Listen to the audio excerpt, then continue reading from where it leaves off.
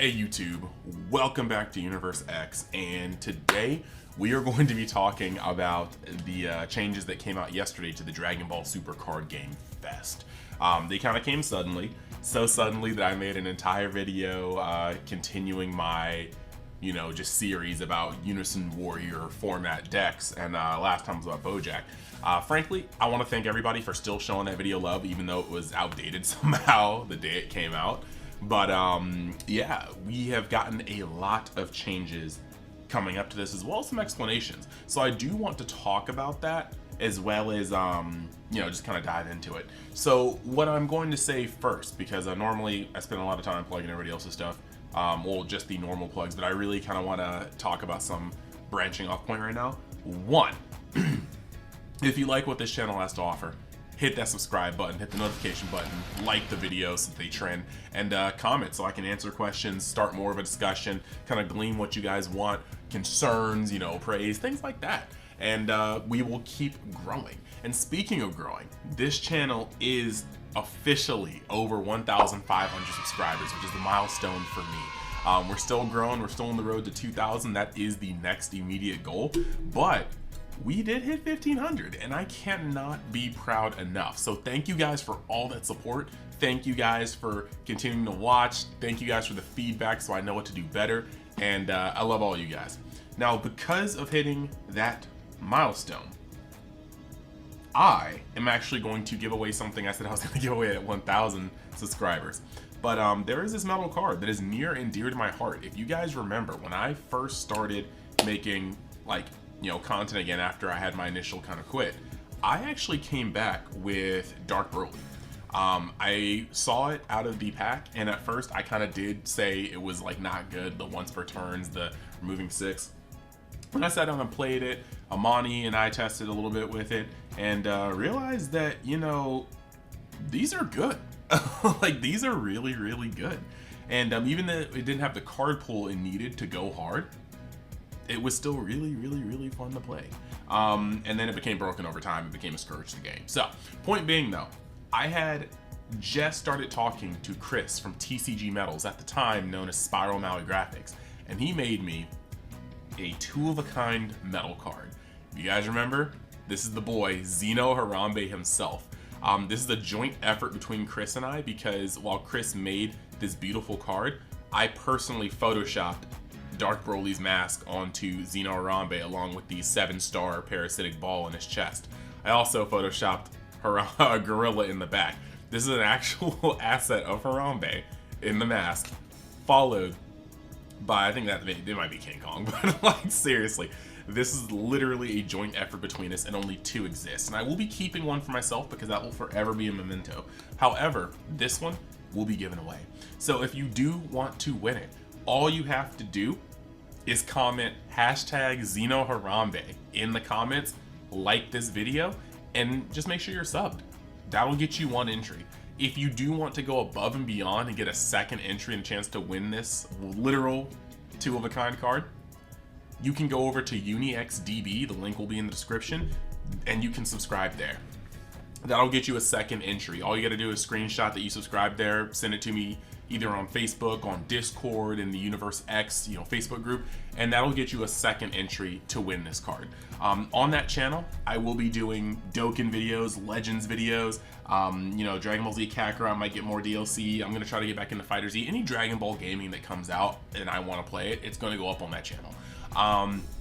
And then tomorrow night, Dragon Ball Z Dokkan Battles anniversary is coming out. So yeah, 7th anniversary. I'm going to be pulling on those. Wish me luck, but it's going to be a pretty good time. The thumbnail's up on the screen right now, and we've got some really cool units, as you can see on the banner. On the thumbnail, I've already made it, and I'm really, really hyped for it. But yeah, if you guys want this, that is how you do it. And I'll put the information in the description again. So, with that being said, the last 2 shoutouts, or 3 shoutouts, just to the official page where I'm getting this information from. And you have the discussion group where people are either going to complain or praise. There's no in between. And then you've got TCGMetalZ, who's been just a really good friend to me, helped me with the channel a lot, making really, really cool metal cards. We're doing a Crimson Warrior giveaway collaboration, and I'm going to be finalizing that and announcing that soon. And he also made this beauty. So yeah, get with it. You can also use the code UNIX in the checkout. Okay, now that that is over, I want to talk about this announcement. Now, there's gonna be a lot to say. Normally, I just kind of put it up on Facebook. Or, wow, I pull up the Facebook post and I put it on the screen. But this is actually really, really a lot. So, I'm just gonna read it. But yeah, Dragon Ball Super Card Game Fest announcements and prizing images. Hello, Dragon Ball Super Card Game players. Thank you as always for your support of our card game and events. We would like to take this opportunity to clarify some points regarding Card Game Fest and organized play.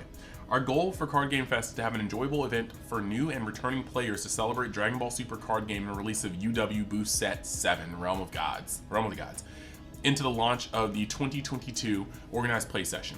For this reason, we have endeavored to trial the Unison Warrior Series format in a different event capacity, pickup games with prizing, tutorial events aimed at players and other Bandai card games. There we go. Bandai has never considered rotation for the card game. Said this a bunch of times. Look at all the reprints. Look at how they're still making reprints. Look at Mythic Booster. And is planning to maintain a non-rotating format for competitive events where cards from all sets can be used. We will soon begin a full organized play season for 2022 that includes online and in-person championship series events with all cards usable, as well as fun and casual events with special regulations such as Unison Warrior Series only. In the best interest of all of our players, excited to try out new strategies and cards for the 2022 organized play, and eliminate any potential barriers to participation for players with earlier cards, we have decided to remove the Unison Warrior Series only restriction for the Card Game Fest events. As an event outside of the regular championship season, we would like to use a Card Game Fest as an opportunity to try out and gather data with rule changes below, and all 256 player and upsized in-person events. We appreciate our players and community coming together to make a difference in our game's future. These changes include best of 1 game rounds, 30 minutes plus 5-minute time limit, 50 to 60 card main deck, and up to 15 card side deck. After players have revealed leaders, players have 1 minute to complete any side deck substitutions prior to beginning the game. After the round, players must return their deck to its original 50 to 60 card configuration. Top cut matches will either be best of 1 games following the above rules or best of 3 depending on the venue availability. Allow us to reiterate that we are not permanently changing these rules going forward, but testing out these rules in order to better plan future events. We'd like to invite you once again to our Card Game Fest to have fun, win some great prizes, and give us some feedback on the game and above changes to provide you with an even better organized play experience. Thank you for understanding, and we look forward to seeing you online or in person in our March Card Game Fest events. Wow, COVID still messed up that third. That was a lot to read. This post and our official website have been updated the prizing images. Okay, so here's the thing about this. There's a lot to kind of unpack there. One, for everybody saying that these are like the new changes, they're not the new changes. This is simply something they are testing out for the festival events. We are going to have these best of 1s with pre-side. Now, I will say right from the jump, I think that this is the far superior way to hold best of 1. Because best of 1 has a lot of matchups that are just decided by the time you sit down at a table. Matchups that you don't know how to play against because they're so obscure. Happens less and less the more in tune you are with the format and the card pool. Matchups that, just go completely in a different direction from what you would normally do. Sometimes it gets a little frustrating having a complete, game plan. Like, imagine playing Super Saiyan 4 Ramp Vegeta, and then the one time you play against Dark Broly, and they just put a 30k blocker on the board and go, here you go. And you have to sit there and just kind of eat that because you have no main deck outs to it. Like, that's the way best of 1 could go. That's a bad example because Dark Broly, you kind of knew you were going to face it, so everybody had to be ready. But it's stuff like that. You don't want to be hard countered based on just how the deck is built. And doing this, granted, some leaders can play differently. Like, look at Sin Shinron. Sin Shinron can be played 3 different ways, same leader. And you don't know what that is until they start playing. So when that is the case, yeah, some leaders are going to be harder to decide for than others. But a lot of the times you're going to be able to look at the deck and go, okay, this is going to be more aggressive. This is going to be more controlly. This is going to be more late game. This is what I can side for. This is Cell Surge. I'm not going to get caught lacking. Like, there's a lot of things that you will be able to prepare for before the game starts. And I think makes best of one a much stronger format. Do I think it needs to be the way of the future? No. But I think that any event that has best of one should be playing by these rules. That's absolutely amazing in my opinion. Besides that, I'm okay with these non-regional things being tests. Like, they tested a lot of stuff at Nationals, and I was kind of afraid because I felt like Nationals was not the thing to test new time rules, you know, things like that. But having a non-championship, non-regional event be a testing ground, I think is neat. And with these cards, there's enough stuff to be tested. Now, speaking of the cards, we're gonna go into the just the like prizing right now. So it looks like the new silver foil reprints, the event pack 9s, they're gonna be kind of cool. Some of these cards look cooler than others. Like, I'm not gonna front. I definitely think that for the universe's survival is actually really, really good looking. Mecha Frieza actually looks really good looking. The Supreme Kai looks pretty cool. Ritual at Hand is going to be beautiful. And I actually really do think that Hero Dragon and Earth Destroying Kamehameha it looks great. Now, the Descendant of the King, I'm still trying to get used to that. But, I mean, some of these cards look really good, and almost every card here is actually playable.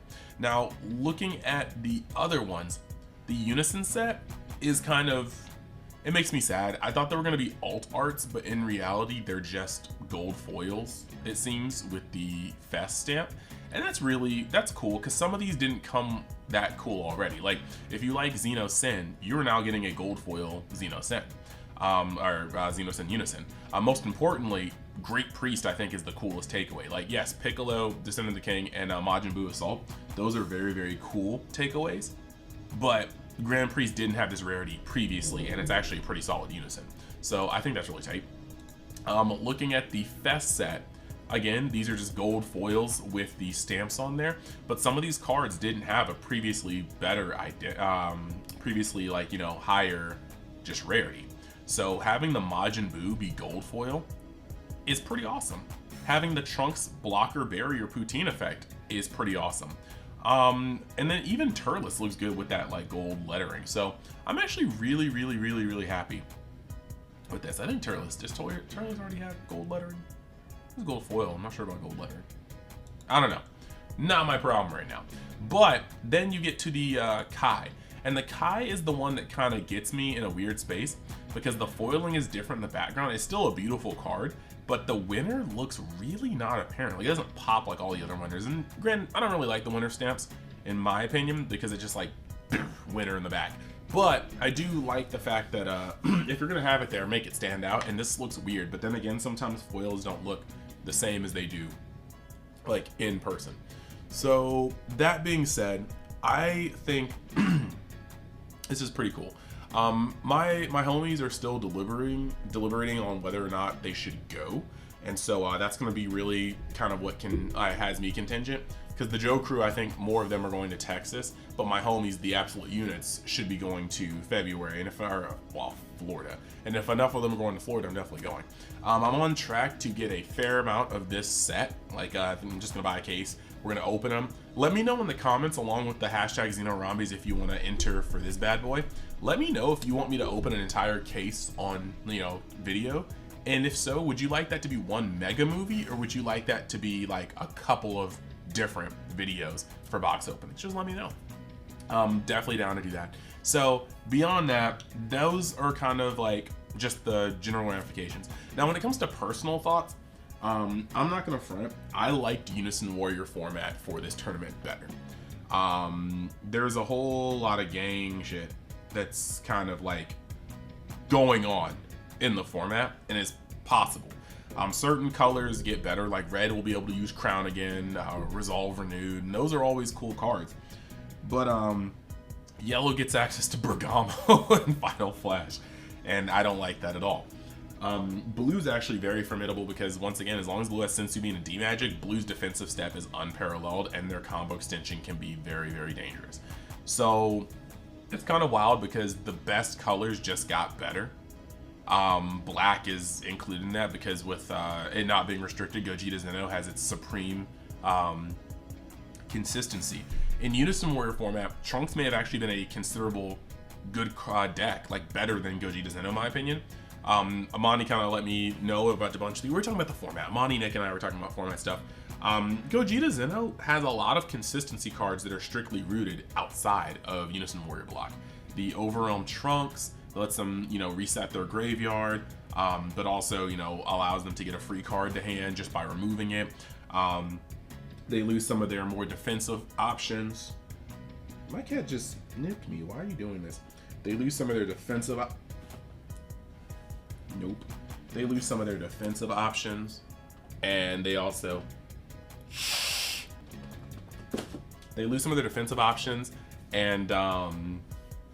and they also, like petrification, stuff like that. They have to use their Kai Negate. They lose Power Burst. There's a lot of stuff that they lose that kind of assures their consistency and their defenses.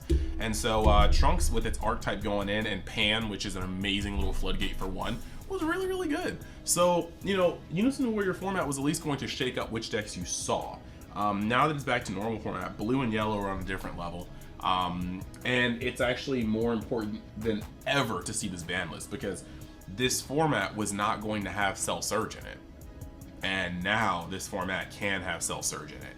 So these tournaments are really looking at this ban list to see whether or not we're gonna have fun or not. Of course, we don't know when we're gonna get that, but you know, I'm gonna be doing coverage as per usual. So I am looking forward to being able to play at this event. Just gotta see if the homies are going, because going alone sounds like absolute neg in terms of fun.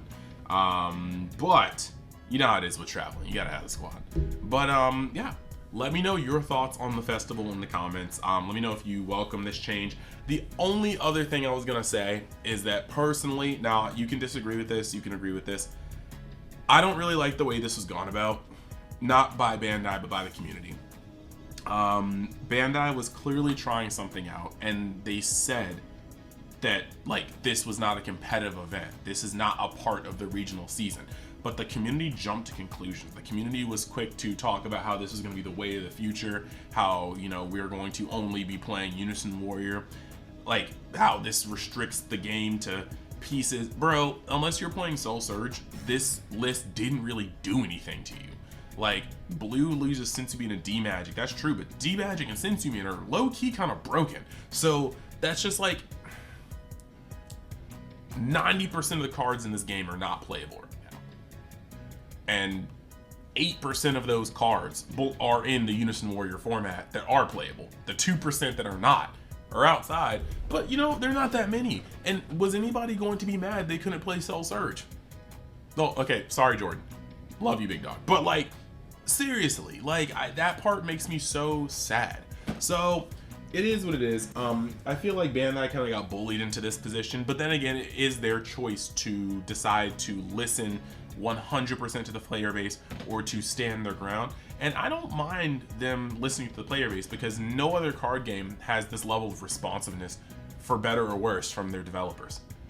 So you know what, everybody's gonna do what they're gonna do. I just feel like we should be a little bit more appreciative to Bandai, because they're trying and they always listen to us. People are like, for once Bandai listened. Shut up. When people were mad that TPs were too broken, TPs got nerfed. When people were mad that TPs didn't hold enough value, TPs started getting broken again.